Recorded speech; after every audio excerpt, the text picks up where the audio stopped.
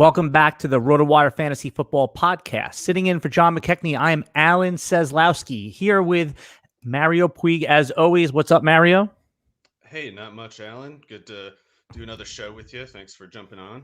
Right. This is our first time sitting in the RotoWire Fantasy Football Podcast. But yeah, we've done a couple shows before. We love dancing together on these podcasts. And just before we start, just want to let everybody know that the RotoWire Fantasy Football Podcast is brought to you by WynnBET. And you know it's funny, when I was looking at WynnBET, it's Wynn, like the Wynn Casino, WYNN. So I thought that's a pretty clever name because you want to win the bet. It's good that you clarified that. I would have typed it in wrong. Yeah. No. So I'll be heading out to Vegas with some of the RotoWire crew. So maybe I'll go over to win and win a bet. But today, Hope you do. yeah, today what we're going to do on this podcast is July 1st is the day that we're recording, but we're going to make this a little evergreen. A lot of people are getting into fantasy football. They're turning the page. We do it year round. We study this stuff during the whole calendar, but people want to know what they've missed. We want to get them up to speed a little bit. So first and foremost, Mario, I want to what gives you the right to give people fantasy football advice? What is your edge in fantasy football? Well, in theory, if I have any standout field, it would probably be like looking at the prospects, college players coming into the league, hopefully getting a beat on the kind of pro player they'll be before everybody realizes it for an obvious fact of hindsight later. So hopefully you get your ground floor investments in on some of these younger players before the field is sharp on all of them. When you go to RotoWire and check out me and John's college and prospect and Jerry, of course, too. So yeah, that's probably what I like to talk about the most. Yeah, so you do the RotoWire rookie rankings, and I'll admit I use those with my early rookie drafts to see your baseline, your analysis, because those are before ADP poisons your mind. So when you did your rookie rankings, what was the rookie that you got the biggest pushback on from the market? I guess in my rankings being like too negative sense, the pushback was definitely around Javonte Williams. In my rankings being too positive pushback, uh, maybe Travis Etienne. I can't even tell. I guess it would either be him or uh, Trevor Lawrence, who I think even in one quarterback leagues probably belongs in the top six or something like that. But yeah, this year I was definitely really high on Kyle Pitts too, and I can't tell if that's one of those things. I can't tell what everyone actually believes. Like we definitely have some of the extreme enthusiasts, the extreme pessimists. Maybe though, most people are pretty much sold on Pitts at this point. I can't tell whether there's real pushback to that one or just like a minority opinion at this point. But I would say generally the biggest like direct conflict in my rankings would be the tension between Travis Etienne and Javonte Williams. So let's start there. I think that's a really good point because both of these running backs are going in like the fourth and fifth round of redraft leagues. Okay, because that's what we're going to talk about right now is redraft. I just got Travis Etienne like 5 picks after Javonte Williams in an underdog tournament draft the other day, which pretty crazy to me. Yeah, I mean that narrative is going to flip back and forth all season long, depending on the blurb of the day. I mean, it started off where Travis Etienne was going to totally remove James Robinson from his job, and now it's that he's barely going to play. You got to pick a side on this one, right? And this is where rookie running backs usually go in that late third, fourth, fifth round if there's not clarity on their role. So start with Travis Etienne. I mean, you had him as your clear-cut RB1. You've stuck with that. That definitely, I agree with you, was the biggest pushback that you got. So for redraft purposes, what do you see for him as for his role in the first month of the season from a PPR perspective? Yeah, so redraft, the running back who has the lead is definitely Najee Harris, just because he could get, I don't know, maybe twice as many touches from scrimmage as Travis Etienne this year. With that said, in Dynasty, I would still put Etienne as the top running back because I think his career trajectory will eventually, eclipse Najee Harris's and pass him up. No slight to Harris for that, though. I think he's probably good. It's just more to me like Etienne is clearly one of the best running back prospects we'll see over a 5-year sample, like something like that.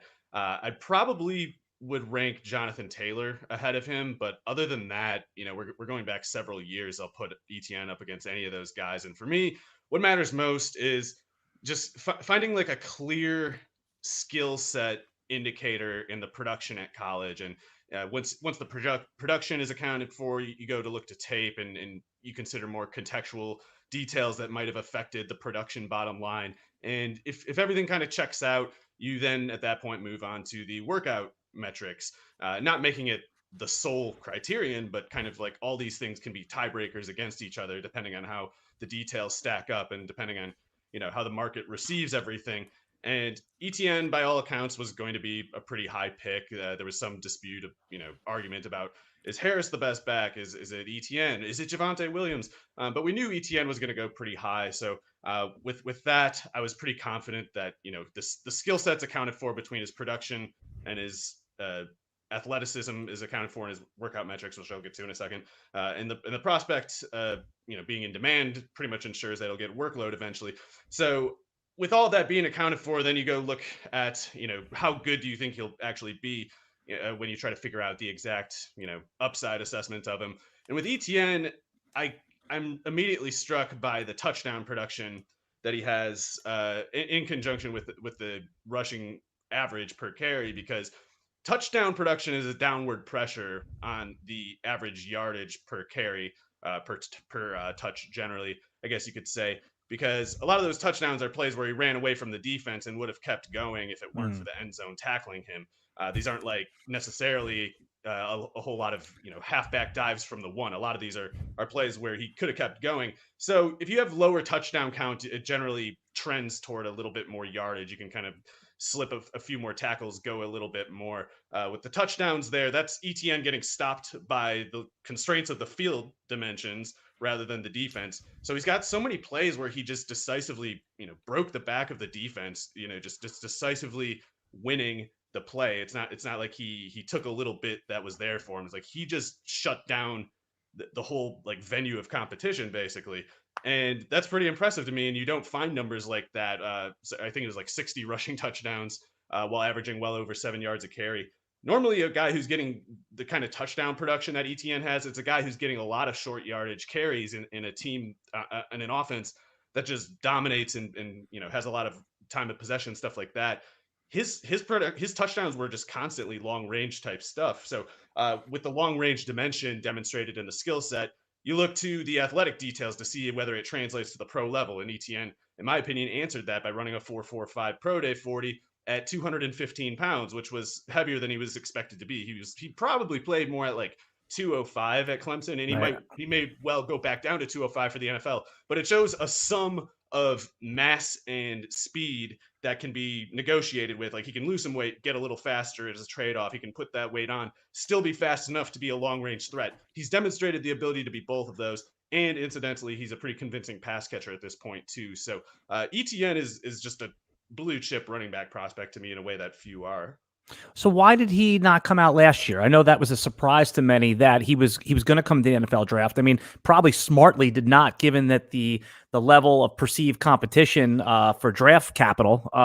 But I mean, what was the reason? Did he think that he needed to develop a skill last year? He seemed to be a little bit of a true believer of that, like, I want to be there for my team 4 years kind of thing. He's talking about, wanting to win more.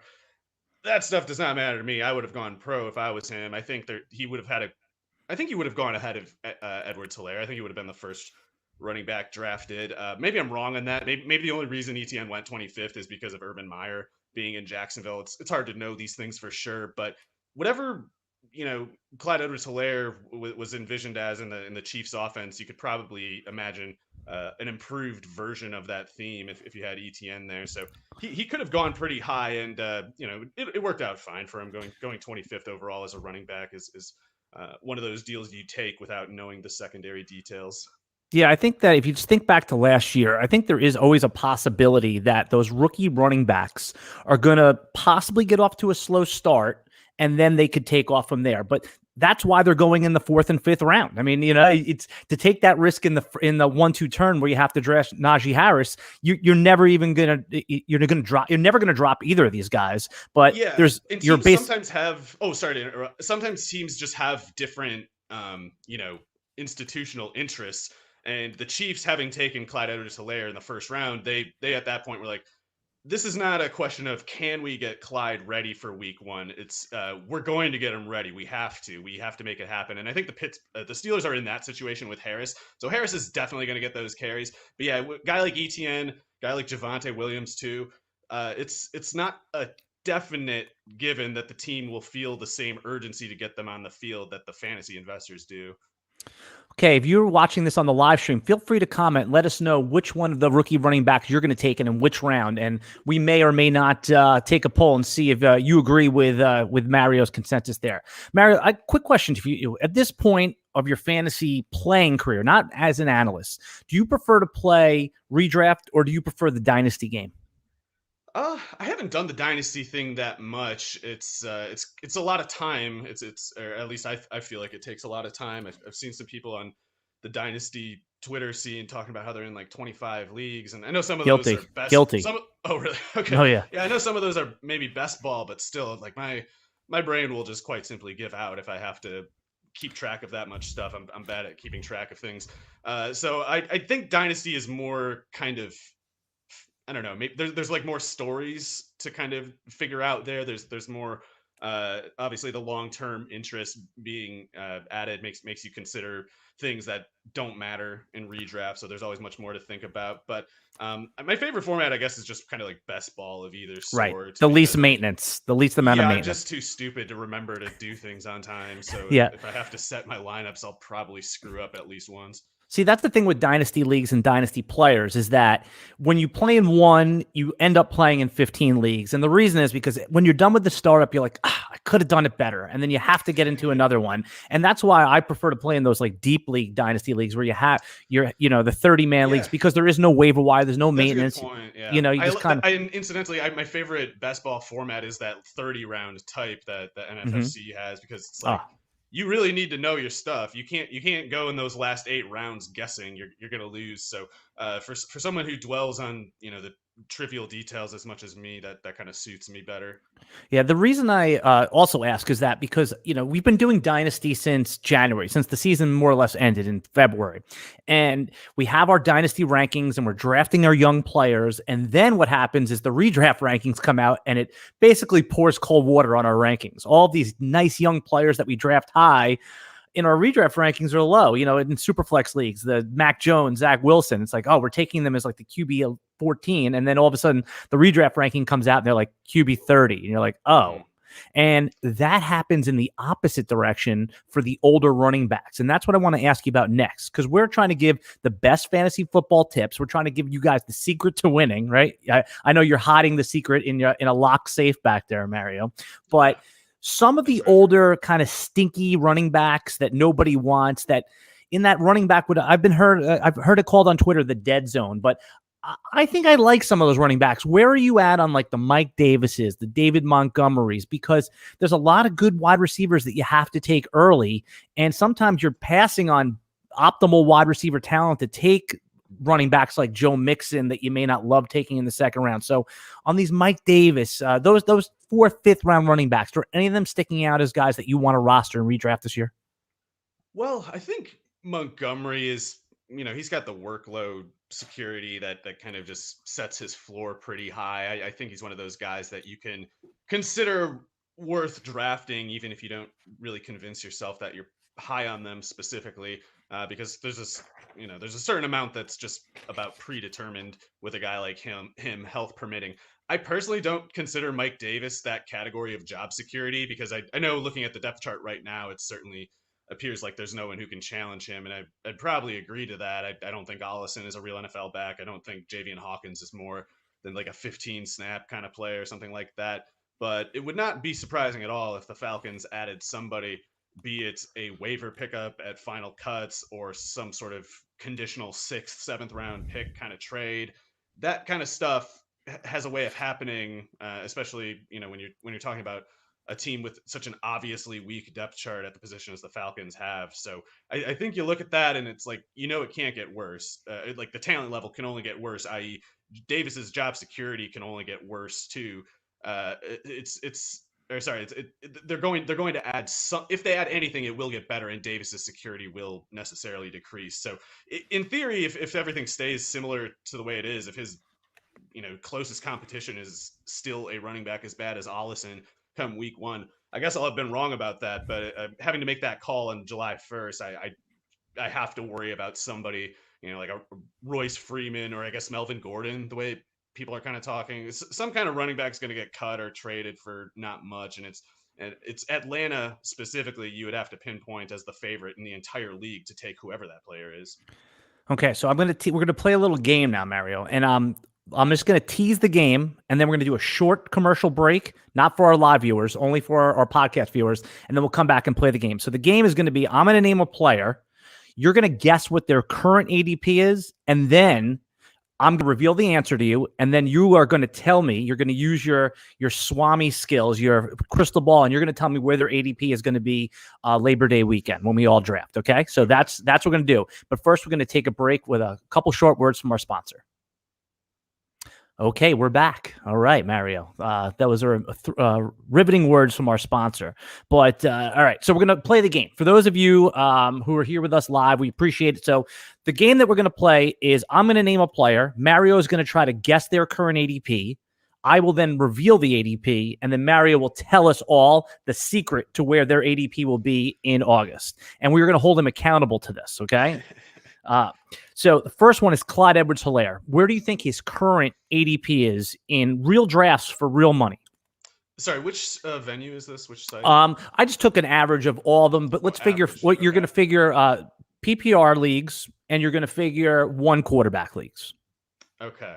So I took an average, by the way, of underdog and the NFFC stuff.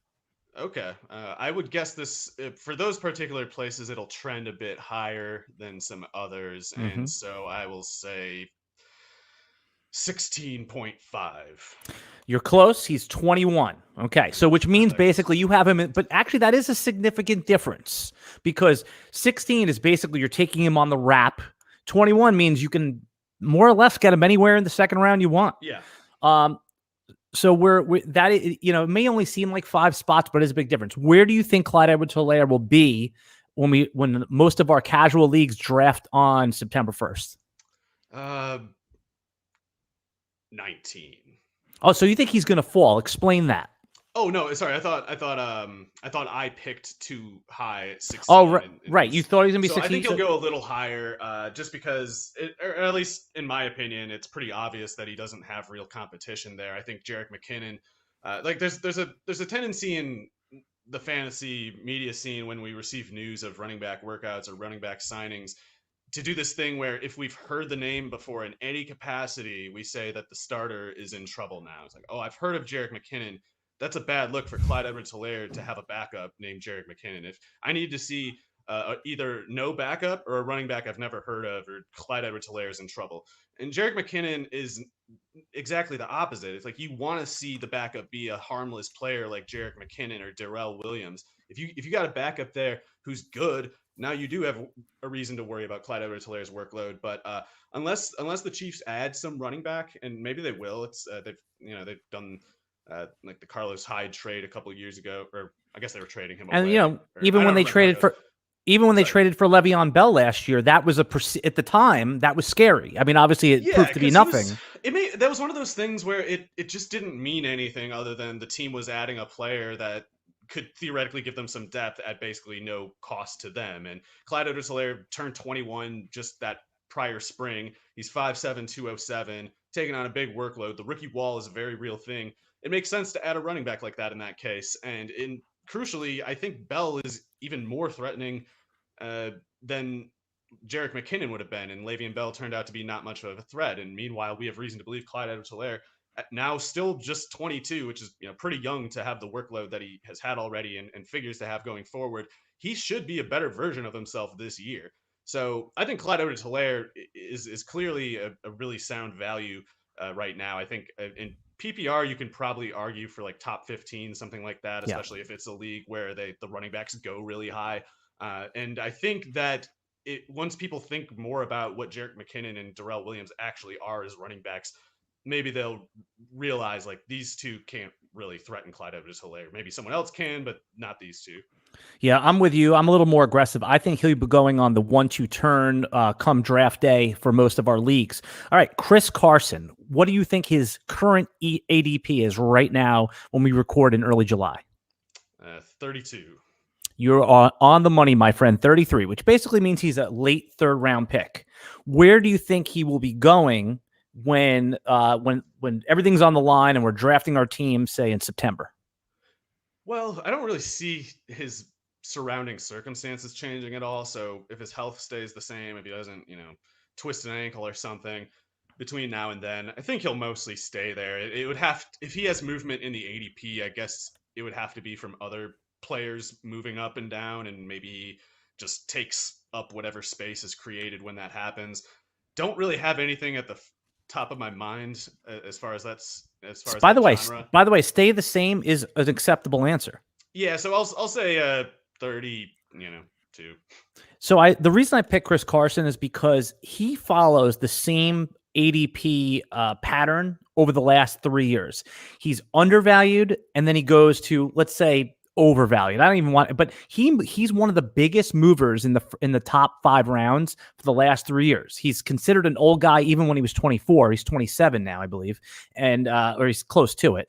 And and people, what happens is they get on the clock and they're like, oh, he's the unquestioned starter in a Pete Carroll offense, and they're going to feed him, and he catches passes. So that's why he always moves up. Last year at this time, you had like ESPN analysts, like even like someone like Matthew Berry was touting him, and he moved into the mid-second round. All right, let's do this again. So Kyle Pitts is an interesting case because everyone wants Kyle Pitts to be, this generational prospect, and they're not even entertaining the aspect that it could go wrong. Now, we all know the reasons why, but we've heard him compared to Megatron before, but I did a quick Google search of Megatron's rookie year stats. It was 48 catches for 750 yards and 4 touchdowns. That's a disaster where you have to draft Kyle Pitts. What do you think his current ADP is right now?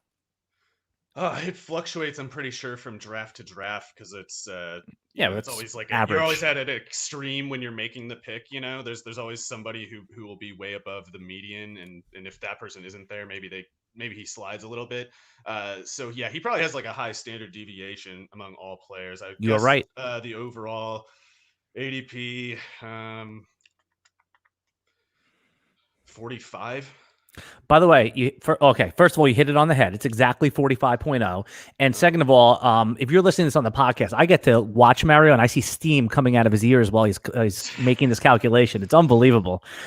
So 45. So it's basically the end of the 4th round on the 4-5 turn is probably where he's been going. Where do you think this is going? Let's say, okay, I'm going to even make up a scenario for you. Preseason week 1. Makes one of those Kyle Pitts-like catches in the end zone where he rips it out of the defender's hand. What happens to his ADP?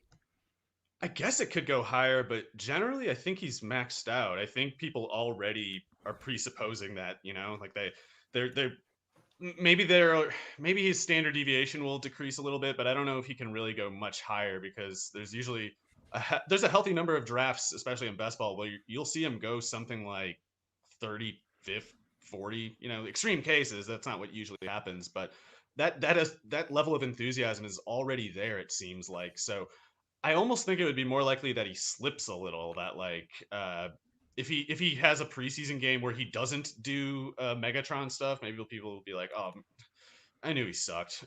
8th round with you. Not exactly that far, but it's just almost hard to believe a rookie tight end could go any higher in the ADP than he is. And I say that as someone who's totally sold. Like I am more likely to be the person who's bidding way too much than anyone who's passing on him at any particular price. So I I think he's just kind of as advertised, and it's going to be hard for the narrative to get disrupted by him. The narrative on him is it's going to be difficult to dislodge from this point because he's not going to give it any reason to. He's not going to get on the field and look bad, and I don't think it can get any higher though. So, by the way, if you're listening to this podcast on July 1st, that means you're a hardcore fantasy football player and you know what you're doing. But you also, we want to urge you to go over and try RotoWire Premium. We have our rankings up there for free right now. If you go to rotowire.com/try, you can go in there. You don't need a credit card. You just sign up with your email and you can get all of the premium tools for 10 days free. You can see Mario's premium football content, Chris List's rankings. They're all up there for free right now. Just go to rotowire.com/try. All right, so we were just talking about Kyle Pitts. Now that leads me into one of our secrets to winning your fantasy football league, and that's what we're going to give people right now. How are you going to handle the tight end position in 2021? There's a lot of different ways, and I say 2021, but it's almost any year. There's always a first round tight end. This year it's Travis Kelce. There's always some values and overvalues in the next couple rounds, and then there's the wait on tight end crowd. Tell me how you're going to do it, and what do you think the optimal way, if you or if there's many paths to the tight end game in 2021? Yeah, I think that the markets are sharp enough on the tight ends in most leagues that the one you end up with, or the one that it makes sense for you to target, is largely dictated by where you're drafting from. And if you're, for instance, 10th overall pick, and Travis Kelce, he usually goes 7 or 8 or something like that. If you're on the clock at 10 and he's there, it makes more sense than in most other cases for you to take him. And it's not necessarily wrong to pass on him there, but it's easier to make the call than in some other cases. You'll have some other spots where you're looking at in the second round and you don't really like the receivers that much. Maybe you already took the one running back you wanted to, and you're 3 or 4 spots ahead of what the ADP says for Darren Waller and George Kittle. I personally think it's fine to take them in that case, just because, and maybe this is like arrogant process, but I think you can get correct answers later at receiver that most people just don't really think of. So if you're correct in your ability to identify the right receivers later on, there's nothing that, in the hindsight story of your fantasy team is going to lament taking Darren Waller or George Kittle in that spot. Like they are pretty much locks, health permitting, to do what you're expecting them to. And then, you get to the lower certainty, the lower upside of the later tight ends. As long as you are making the right shots at running back, receiver, quarterback, there's nothing wrong with having whatever that 10th best tight end in the league if you're paying like just some efficient collection of prices on all the players in question. So you have to pull it off over the course of the whole draft. Whatever you're doing, you have to have kind of like a coherent understanding of how your team structure is going to go, and what the market might look like for the picks that you have to work with, and kind of be pragmatic about it. And don't do anything too wild as far as reaches, but if you have the supplementing logic to make it all work, I would feel free to trust yourself in that case. Who are some of if you are going to do the wait on tight end game, who are some of the players that you have confidence in? I don't mean just taking tight end 17 and being like, oh my God, I just got 2 catches for 20 yards in week 1. I'm totally screwed. But like, if you're going to take a tight end like round 7 through 11, right? I'm giving you a wide range because that's kind of a clump, right? Who are the ones that you're dead zone for me, actually? Because okay, so you're totally out after Hawkinson, and it's a little the earlier part of that range. It's probably a little too early to take Fant, but that's probably the next guy that I'm willing to take. Let's go later than that. Let's go like from ADP wise, outside of the top 12, or let's say tight end 11 to tight end 16. Who are and again, you can be liberal with that ADP ranking, but who are some of the guys that we should target in our one tight end league, one QB league, PPR, and feel pretty good about it? For me, it's Jonnu Smith. He's got to be my most owned tight end, just because it's so cheap to draft him sometimes. Sometimes he's my tight end 1, which I feel comfortable about in those cases, because if I'm right about him and I'm right about the receivers and running backs, the sum should work itself out, even if he's not a top 5 tight end or something like that. But I think he's pretty badly overlooked right now, and maybe that changes. Maybe people start looking more at the fact that he was actually paid a bit more than Hunter Henry, and make of that what you will, but it definitely gives them a little more institutional incentive to feed him. And I'm talking about the guaranteed money. It's the overall annual payment might look the same, but there's a little bit more guaranteed money. Jonnu's harder to cut or restructure than Hunter Henry is. And even before looking at that, I think you have reason to look at his skill set and look at the things Bill Belichick has done, what Josh McDaniels has done in the past with tight ends. And it's pretty clear that Jonnu Smith is there to, block a hefty amount. I'm sure he's really good at it. That makes sense. when they're running to have Jonnu Smith out there run blocking. But when they're throwing the ball, he's pretty clearly their best option underneath. And he's got the kind of speed, the kind of underneath pass catching skill set that doesn't necessarily show up in his Tennessee usage. Like his blocking prowess was almost a liability for his fantasy purposes because he would have to stay in and block and take these kind of just screen pass design plays while they try to pull a linebacker underneath to keep the breaking over the middle route off the play action open for Corey Davis and AJ Brown.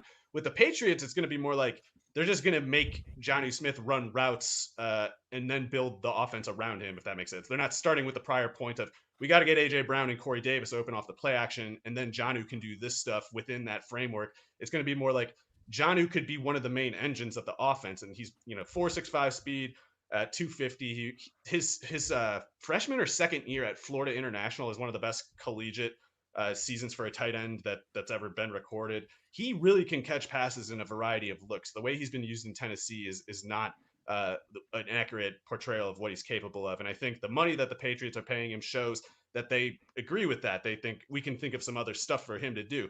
And, rest in peace. It's of course dreary to bring him up, but Aaron Hernandez was a very productive player with a very similar skill set, very similar athletic dimensions as Jonnu Smith. So there's nothing especially theoretical about how it could look. Bill Belichick has already done it, and Jonnu Smith does have objective similarities to that. And if the role exists, he's clearly the most qualified for it. And the last thing, he's less likely to play in line than Hunter Henry. Hunter Henry is the one who's more likely to get in line snaps of the two. And that's not to say Henry's a bad pick either. I think he goes so late. Sometimes he's a good pick too, but he will have the more difficult blocking tasks and the routes that are more likely to be in the middle of the field in traffic. Like Jonnu's the one who's more likely to get running loose. Yeah, and I mean, it's funny because I'm sitting here, I love the pick because Jonnu Smith is the guy that I'm targeting too. So the leagues that we're in together, we might be fighting for him a little bit. I know that we all have, we don't zero in on players, but that's definitely one I'm targeting too. And I forget sometimes I'm sitting here, I'm hosting this podcast, but I'm just enjoying it as a fan. I'm enjoying listening to your takes on this stuff. And obviously, if you listen to this podcast, you're a big fan of Mario's and John's takes as well. All right, let's go back to our game a little bit here. I'm going to, again, give you a player. You're going to guess the ADP, and then we're going to project his ADP, and then we'll have a conversation that kind of stems off of that. Okay. Damien Harris has been a hot name in early July. All of a sudden, there's some blurbs coming out that he's the unquestioned running back one. We're going to, we're going to play the game, but I know that your analysis is going to be based on who's the starting quarterback. So let's start with right now. Where do you think his ADP is? Let's say 88. Oh, do you have the answers in front of you? That's the exact number. I mean, I've been on Underdog, the past however many days, but I'm not looking at anything. You're studying that Underdog ADP like it's the Torah. You get it, man. You get it. All right, and so that's the early 7th round, right? Ish. What was the number? 88. Oh, okay. Do the math for me real quick. You're so that's around the 7th round, right? Because early 7th, mid 7th. Yeah. Or so no, early 8th, mid 8th. Early 8th. Okay. All right. Yep. All right. So where do you think it's going? Okay. Again, I don't even want to say September. I guess it's going higher because I thought everybody already agreed and knew that he was clearly the running back one with New England. And no, the market did not agree on that. Thank you. And I was like, oh, fair enough. I get it. He's not expected anyway to catch a lot of passes. It's a run exclusive task that he might have. I'm not convinced that that's truly the case. Like, he was a pretty good pass catcher at Alabama. I don't really think there's any reason he can't do it. It just seems like Belichick kind of has been working him in slowly the last 2 years. Like, he was a healthy scratch all of his rookie year, which really slowly did not turn out to matter at all. Like, he was pretty convincing as a running last year, and they seemed to go with him over Sony Michel. So they almost have to go with Harris over Michel for just durability reasons. Like, they can believe that Michel is more or less as good of a runner as Harris and still say, but we got to keep him on the bench to limit the number of hits that he's going to take. And I think that's the way it was obviously going to go. But if people thought that there was a workload split there, at the very least, Sony Michel was going way too late in drafts that whole time. He often goes undrafted, maybe typically in best ball drafts. So if people thought Damien Harris was not secure in that workload, they should have been taking Michel higher. I guess they could have been wrongly taking Stevenson too high, Ramondre Stevenson the whole time. I think he's an interesting prospect, but Belichick is pretty tough on rookie running backs. Like, he healthy scratched James White and Damien Harris for both of their rookie years. And as much as I like Stevenson, I don't think he's particularly close to Harris as a prospect. So I think it's going to be, James White with the passing down stuff, Damien Harris as the second in line for it. Maybe it's Michelle who's second in line. Maybe Michelle is the Burkhead role at this point. I don't really know. But Harris, if people thought that he was not the clear starter at the previous price, I guess this price has to go up. And that's actually a bummer to me because I don't know if I want to take him at a higher price than before. I thought he was the right price previously. Yeah, I mean, you're going to start seeing Damien Harris in some drafts immediately reacting to this news, going to the late 5th round. It's just going to happen. That's what people do. But I think that who the quarterback actually is going to really determine Damien Harris's fantasy value. Obviously, if we knew Cam Newton was playing, a full season, the under-over on touchdowns is 9.5 rushing touchdowns. So that would greatly affects the running back. So that he's going to be an interesting one to monitor. Okay, here's our next player. DJ Chark, what do you think his ADP is right now? It's like 71 or something. You're cheating. I'm convinced you're cheating. It's 70. You're just doing it now. You said the one number off. I've been looking at these things for too long. It's the same reason why I have Ray Lowry's senior year stats at Old Dominion seared into my mind. It's you know what? It's not normal. I realize that. Your memorization of these ADPs is also your charm, Mario. So the listener, I'm sure appreciates that. All right. So DJ Chark. So my immediate thought when the Jaguars secured the number 1 pick was, oh my God, this is going to be amazing for DJ Chark. They did bring in Marvin Jones, who profiles as, a competent, good NFL player. And obviously there's some Laviska Shenault buzz going on right now. Is DJ Chark going to be a consistent producer, or is he somebody that's going to have these highs and lows and be a little bit more frustrating for fantasy, in your opinion? Well, at his current price, I think we can just say it doesn't even really matter. Like at this current price, he can be inconsistent and still be a positive value as long as he has his big games, his big moments. And I'm getting greedy, but I think that he could have the big moments and the consistency both. I don't really see any obvious grounds to be so pessimistic as to put him at 71 and pass on him to take kind of the risky second running back wave or third wave, I guess you might say. I'm always taking Chark in that place. I'm always taking the receivers in that place.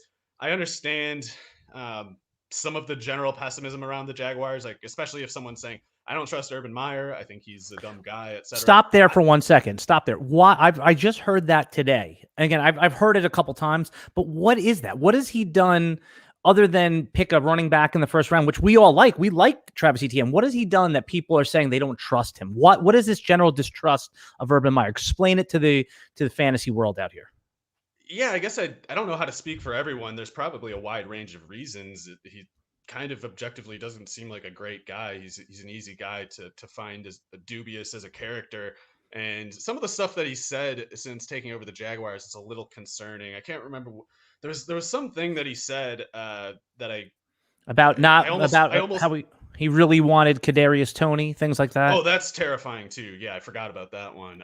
That's terrifying. He apparently said like he had to be explained to by his G. I don't know if it was Balky or somebody else had to explain to him like, well, the salary cap works like this.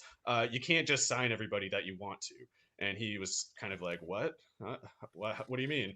And so if that's truly where he was starting at with his introduction to the NFL, learning how it all works, if he was at that starting point, maybe that's not good. I almost couldn't believe the story. I thought he was kind of just leaving it out there to make people think he was dumber than he actually is, kind of thing. But maybe I'm wrong. Maybe he is that dumb, and he's specifically as it goes to Chark. He apparently was saying something like, oh, I don't think he played tough. I don't think he played well last year. And that's one of those things that it's tough to know what it means. Most coaches don't do this nowadays, but Bill Parcells used to say things like that all the time about like his favorite players. Right. He would just be hard on them to the press. And I think that's it's like a weird thing to do. I don't think I would put my players out to dry like that to the press, but some guys just think that way. Sometimes they are good enough, successful enough as coaches for the players to put up with it, such as Parcells' case.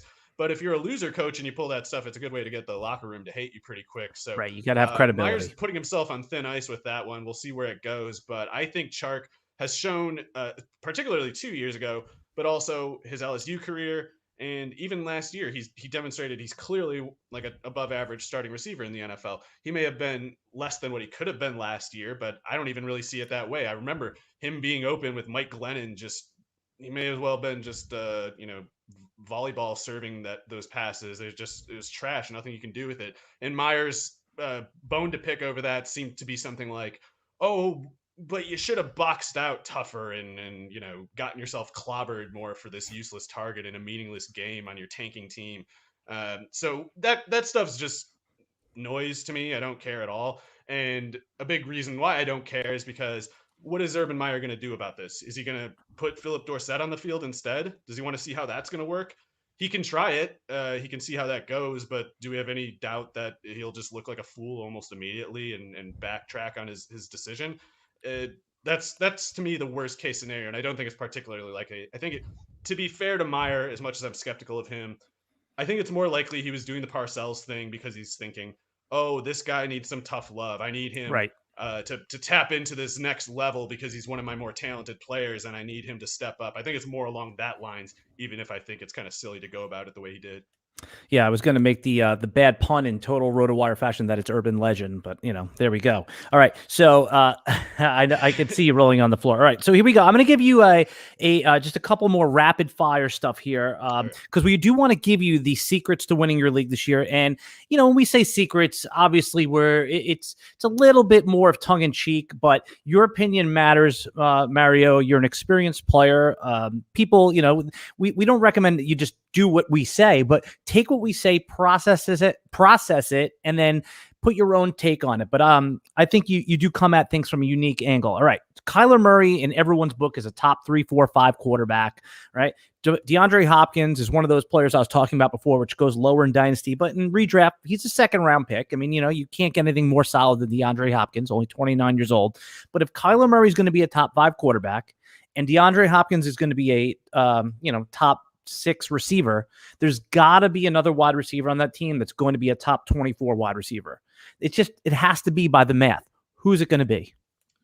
I would say Christian Kirk, especially in PPR scoring. I think Kirk is going to be the main replacement for Larry Fitzgerald in the slot. I think AJ Green could do it in, especially standard scoring where the touchdowns take a greater share of the point total. But Kirk, I mean, he was a dynamite player at Texas A&M. He was a 4-year starter. He was their best receiver as a true freshman. His athletic testing is totally good. He's had productive moments in his career in the NFL too. It's just been disrupted by injury, and I think last year playing out of position in a pretty much impossible task of getting open in a Cliff Kingsbury offense.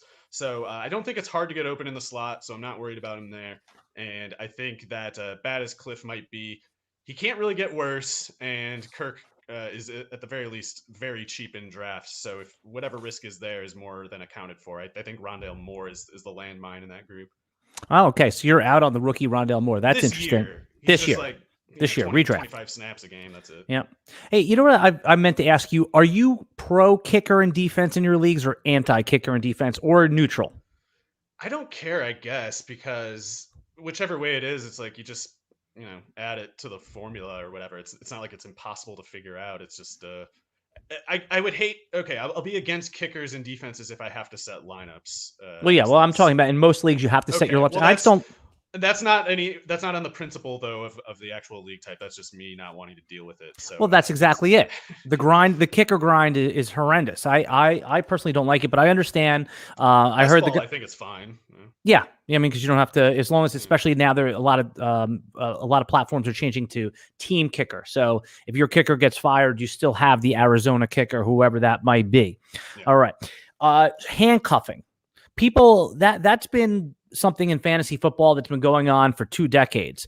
People are pro handcuff. People are anti handcuff. It seems like every year, most people are anti handcuff of your own players, but there's always a couple premium guys. I mean, going back about 7-8 years, you remember when Ben Tate was Arian Foster's handcuff and you had to take him in like the 5th or 6th round? Forgot about that. Yeah, I mean, sometimes that's why the anti-handcuff people push back. For those of you who have been living under a rock, handcuffing is the practice of taking your backup running back to one of your studs running back, buying an insurance policy. But obviously, a lot of times there's a premium to pay for that.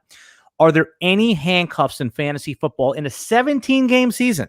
A lot of the narrative on fantasy football now is get those handcuffs because some of your stars are going to be rested, just like NBA players. Who are the premium? Do you believe in handcuffing? Are there premium handcuffs, and which one would you proactively try to draft in 2021?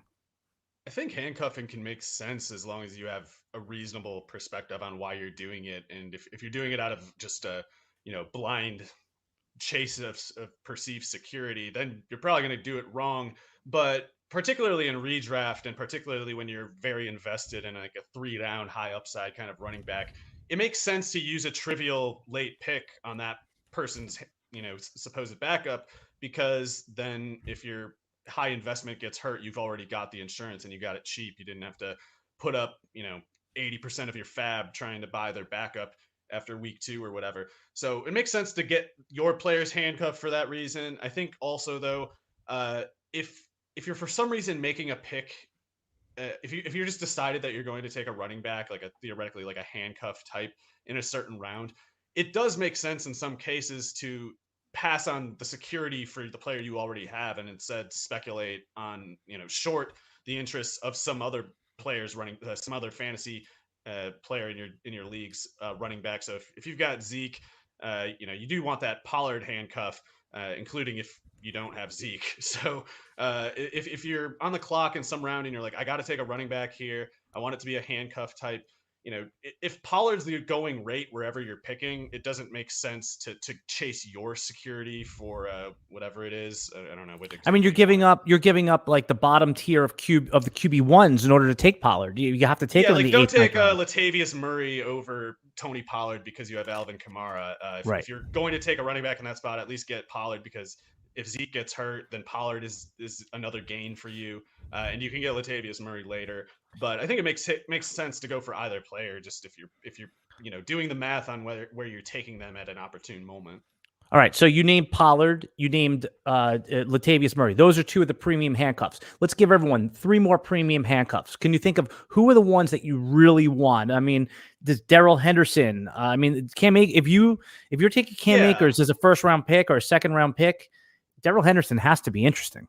Yeah, and I guess people conceptualize these players differently. So with the specific handcuff meaning, I guess you are thinking a guy where it's more like break glass in case of emergency kind of thing, rather than these 2 guys are splitting something. Like you don't call Devin Singletary the handcuff to Zach Moss. You're more like one of these guys at most is decent, the other is. Let me redefine then.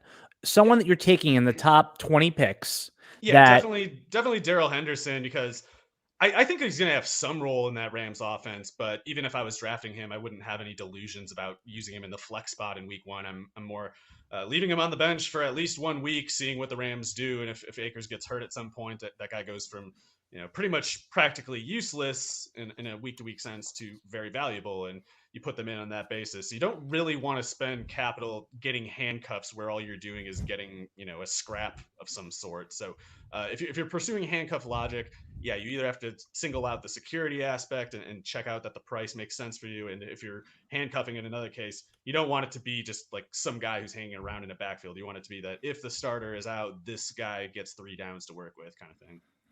Okay, if you're following along, I'm Alan Seslowsky. I'm here with Mario Puig.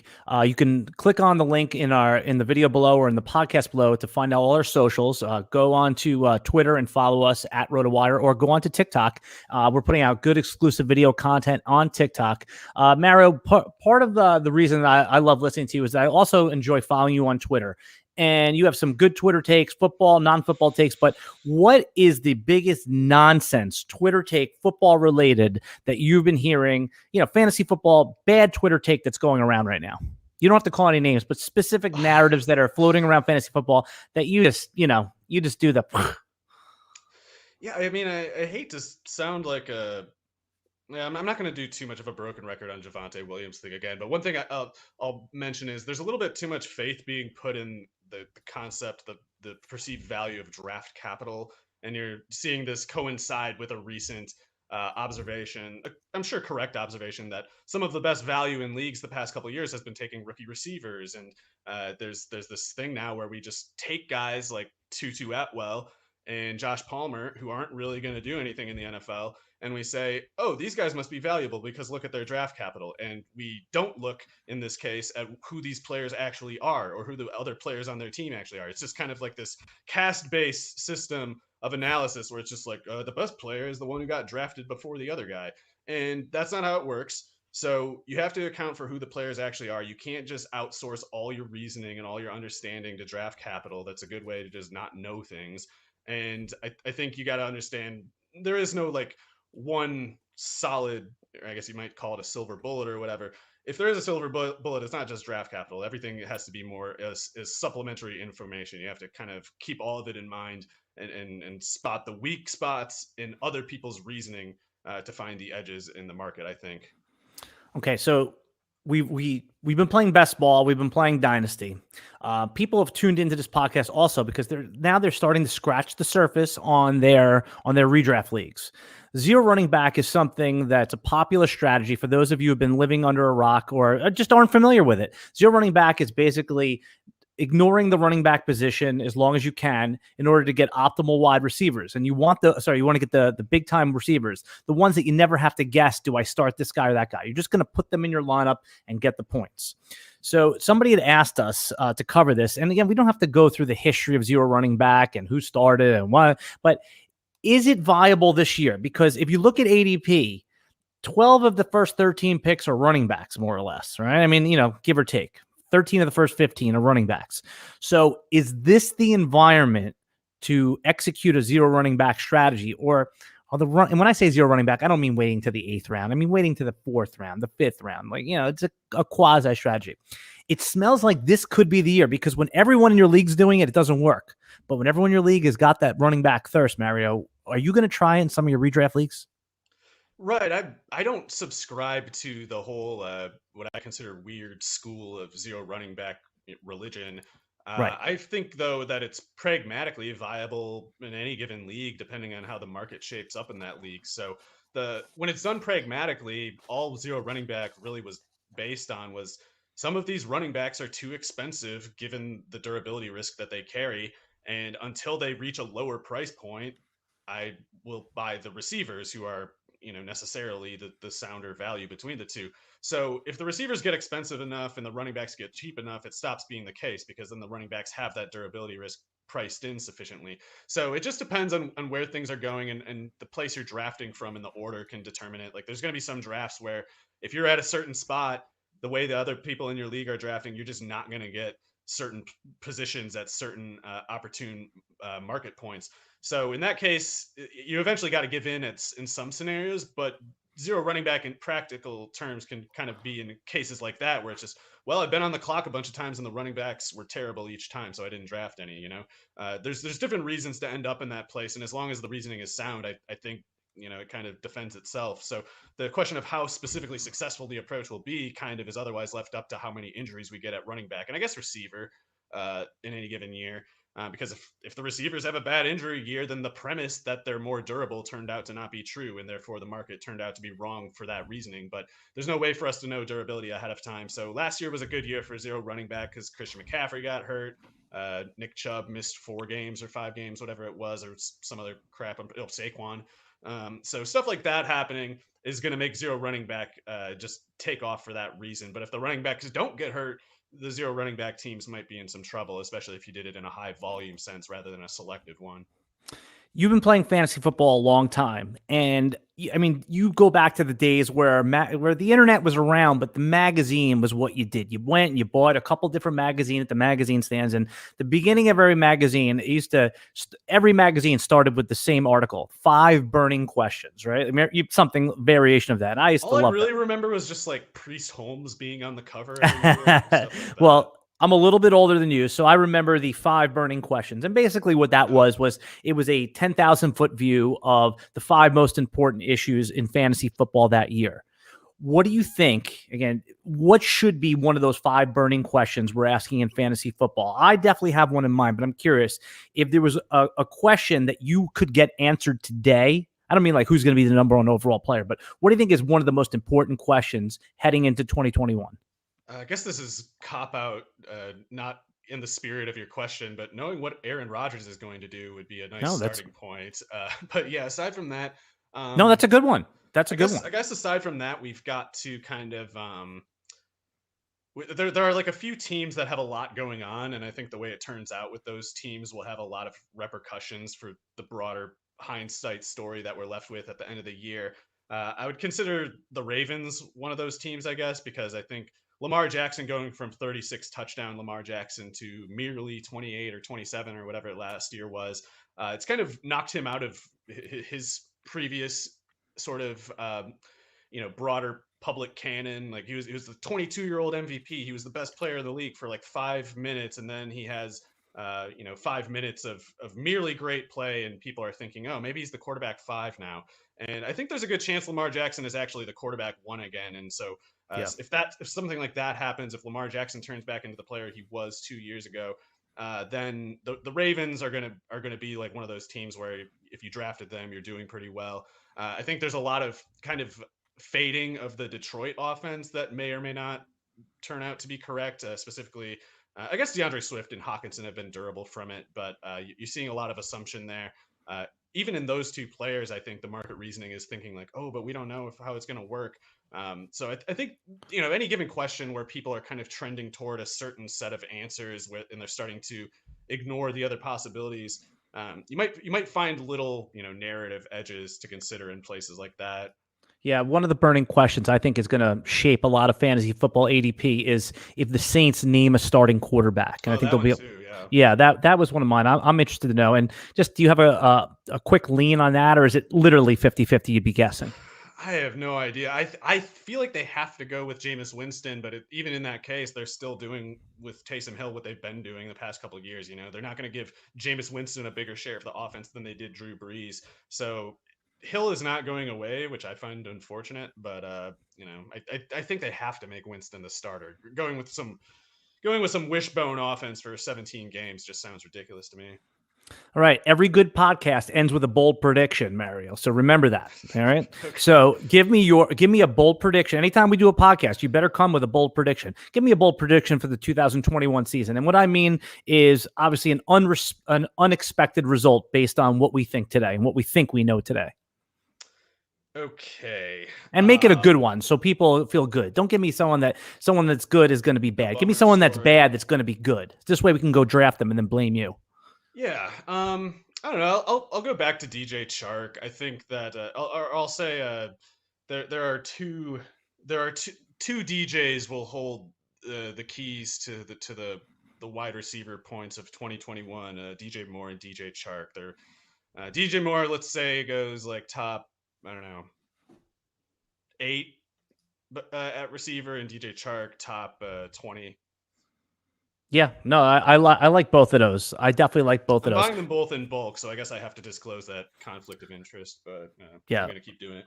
My bold prediction is if you've been playing fantasy football and following fantasy football for the last few months, which is a good chance if you're listening to this podcast, and I just feel like I've been saying it, so I have to say it more. And it's not a unique take, but I think Jalen Hurts finishing as the overall QB1 would be a bold prediction, something that's in his 25th% outcome. Not going to blow your mind, but that's a player I'm targeting in every 1 QB league. I'll get him, and I'm going to beat you to him if you're in a league with me. So, all right, Mario, we sat for an hour. We did it. We gave people a podcast, and our friend John McKegney, who normally hosts his podcast, is out moving. He's moving. He's got a huge pay raise at RotoWire, so he's moving into a mansion. So, he has his servants helping him move. So that's why I'm sitting in today.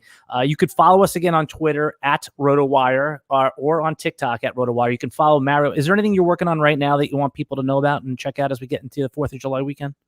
Not really. I'm just trying to get kind of some stuff in order so I can get into like a regular article rotation. Been picking up some fallout from like the magazine production and stuff, and the radio substitutions with the company in Vegas this upcoming week might set me back a little. But basically, I want to get into certainly going to be doing regular underdog fantasy breakdowns.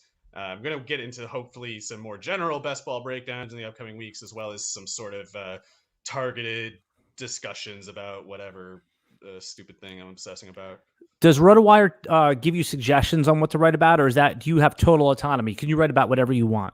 Oh, no. I mean, within the writing that I do, it's always like some prior point I discussed with Chris Liss what we want me to do, and so there's going to be some point in the summer where I get into like a more specific schedule, and right now it's more kind of like, thanks for helping with the magazine, thanks for subbing on the radio, do some other stuff, why don't you, please? And I don't know. I try to get stuff written when I can focus long enough to get my thoughts in order. I will say right now I'm planning to get something that I think will maybe upset some people and kind of Good. be clarifying for others about the Javonte Williams situation and the broader question of how to actually scout running backs. All right, that's good. So you can find you.